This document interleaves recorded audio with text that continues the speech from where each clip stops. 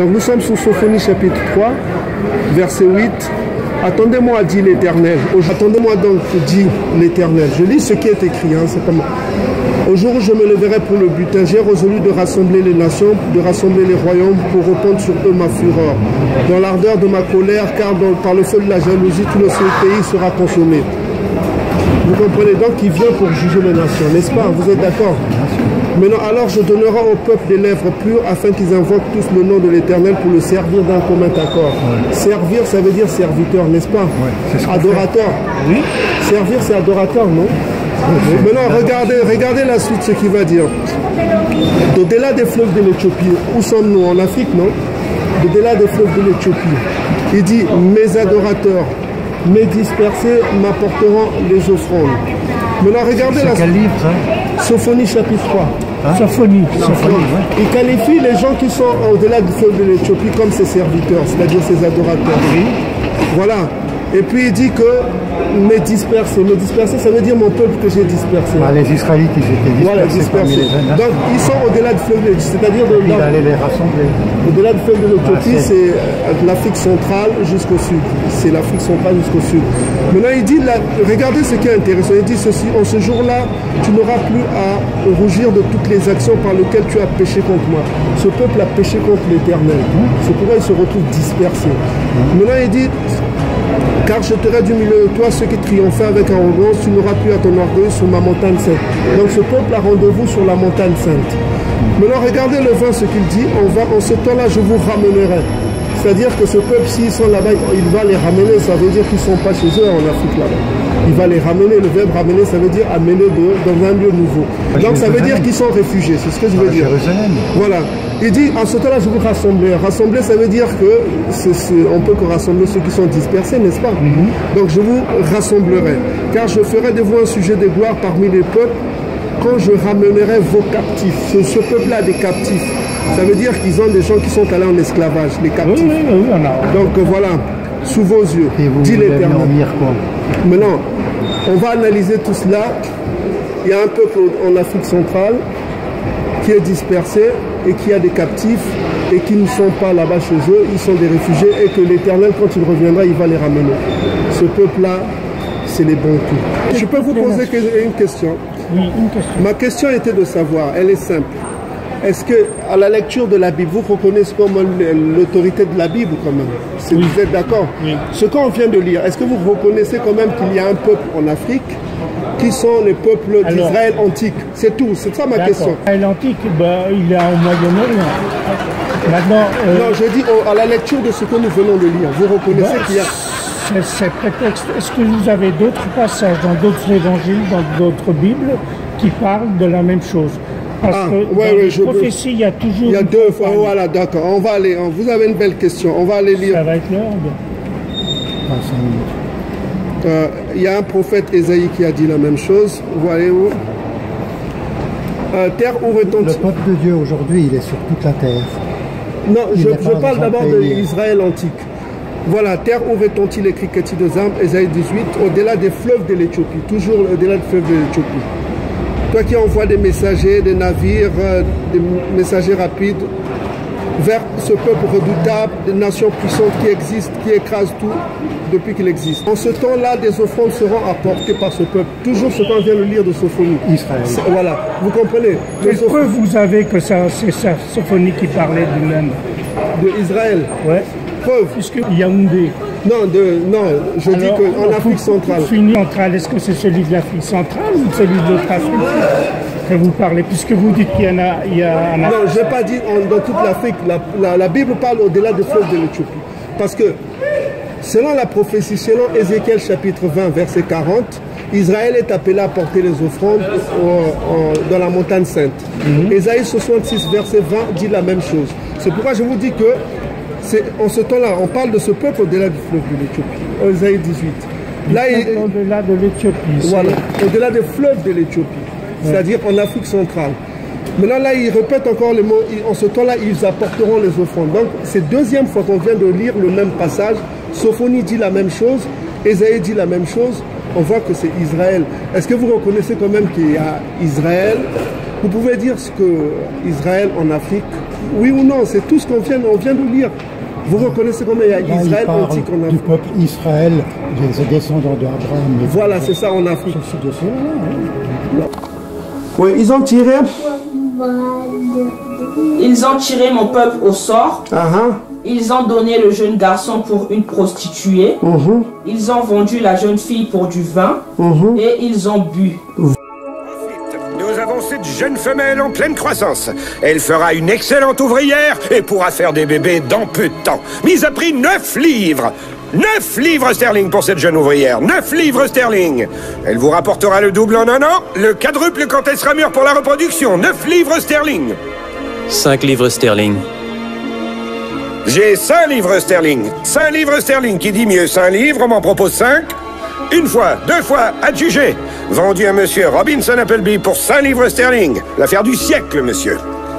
Ensuite, nous avons une mère et son bébé. Une bonne reproductrice, preuve en main. Mise à prix, 12 livres sterling. 11 livres, 10 livres. 10 livres pour ce monsieur, merci monsieur, j'ai 10 livres. 11 livres, merci monsieur, 11 livres. Qui dit 12, j'ai 12 livres. 12 livres sterling. Qui dit mieux que 12, 12 livres sterling.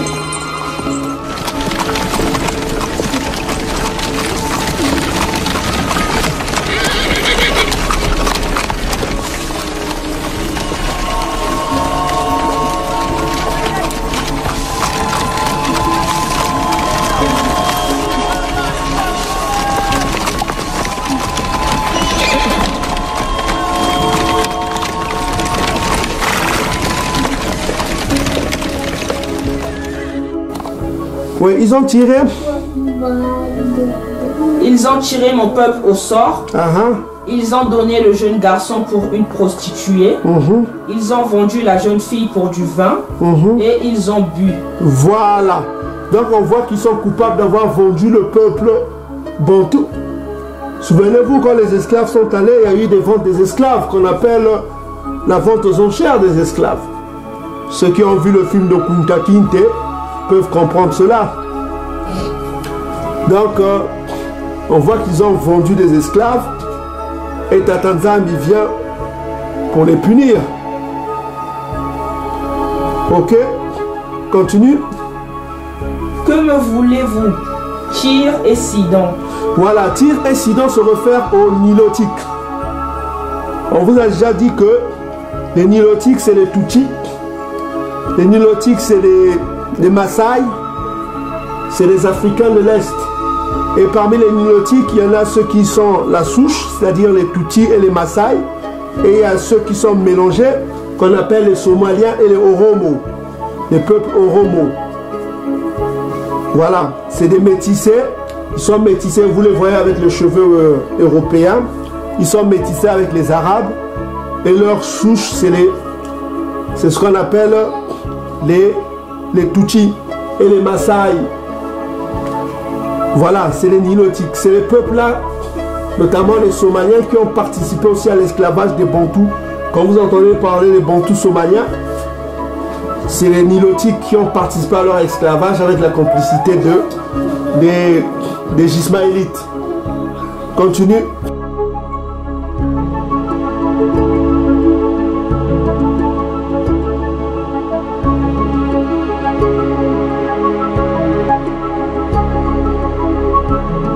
America, July 16th. Khalid is one of 13,000 Somali Bantu refugees who began to resettle in the United States in 2003. More American, they doesn't know what Somali Bantu are, but actually we came from Somali, but our originally was we came from a part of Africa, and it's Mozambique and Malawi. So as we are Somalians or Somali Bantu, we go to Somalia as a slaver. In the 1800s, Arab slave traders invaded Southeast Africa and took Somali Bantu people from their homes to work on plantations in Somalia. Over time, they escaped slavery and established their own farms in southern Somalia.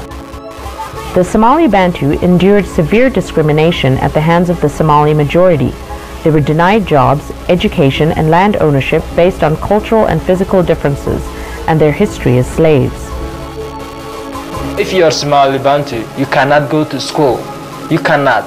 If you have to go to school, you have to pay a lot of money, double money, and we cannot afford to pay that more money.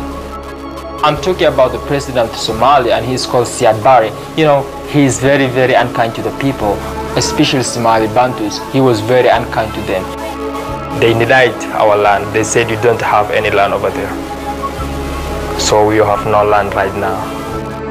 Ethnic discrimination contributed to the disaster that came to Somali Bantu villages during Somalia's civil war in the early 1990s. As you are Somali Bantu, they will come to you that they will tell you that bring whatever you have. If you refuse, they will kill you at that time. Notamment les Somaliens qui ont participé aussi à l'esclavage des Bantous. Quand vous entendez parler des Bantous somaliens, c'est les Nilotiques qui ont participé à leur esclavage avec la complicité des Ismaélites. Continue. Et vous tous, district des Philistins. Toujours les voilà quoi. Continue. Voulez-vous tirer vengeance de moi? Si vous voulez vous venger, je ferai bien vite retomber votre vengeance sur vos têtes. Donc on a compris en quelque sorte. Donc on revient dans Sophonie chapitre 3 verset 8. Donc comme nous a expliqué Joël, donc il vient juger les nations à cause de deux problèmes que les nations ont fait. Ils ont vendu son peuple. Deuxième problème, ils ont trois problèmes plutôt, excusez-moi. Donc il va juger les nations à cause de trois problèmes. Premier problème, les nations ont dispersé son peuple. Deuxième problème, ils se sont partagés son pays. Et troisième problème, ils ont vendu son peuple. Donc on voit qu'il vient juger, il est en colère contre les nations pour ce qu'ils ont fait dans tout ça. Donc on revient dans Sophonie chapitre 3 verset 8, on va vous le lire. Attendez-moi donc, dit Tatanzambi Yamazulu, au jour où je me leverai pour le butin, car j'ai résolu de rassembler les nations, de rassembler les royaumes, pour reprendre sur eux ma fureur, toute l'ardeur de ma colère, car par le feu de ma jalousie, tout le pays sera consommé. Donc on vient de lire tout à l'heure qu'il vient de rassembler les nations pour reprendre sur eux sa fureur. Pourquoi? Selon Joël chapitre 3 versets 1 à 2, c'est pour ce qu'ils ont fait à son peuple. Parce que les nations sont coupables de tous les crimes qu'ils ont fait à son peuple. Tout ce qu'ils ont fait à son peuple ne restera pas impuni, et il vient pour punir les nations à cause de cela. Il vient les massacrer à cause de ce qu'ils ont fait à son peuple. Les cibles premières, il y a trois cibles qu'on vient d'identifier.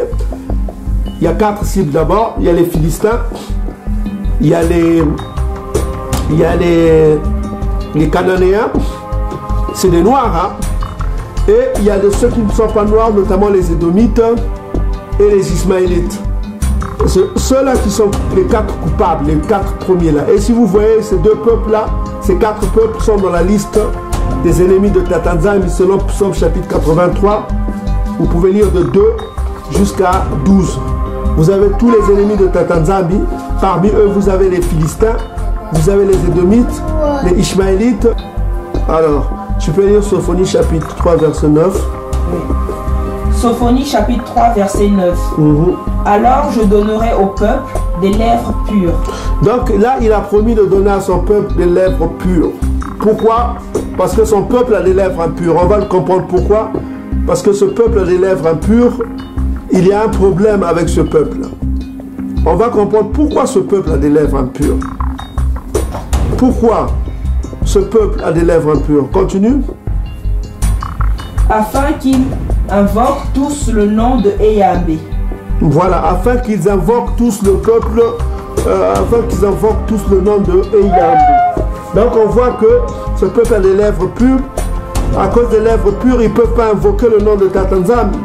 Parce qu'à cause de l'impureté de leurs lèvres. Qu'est-ce qu'il y a dans leurs lèvres pour que leurs lèvres soient aussi impures? Qu'est-ce qu'ils ont fait pour que leurs lèvres soient si impures? Ok?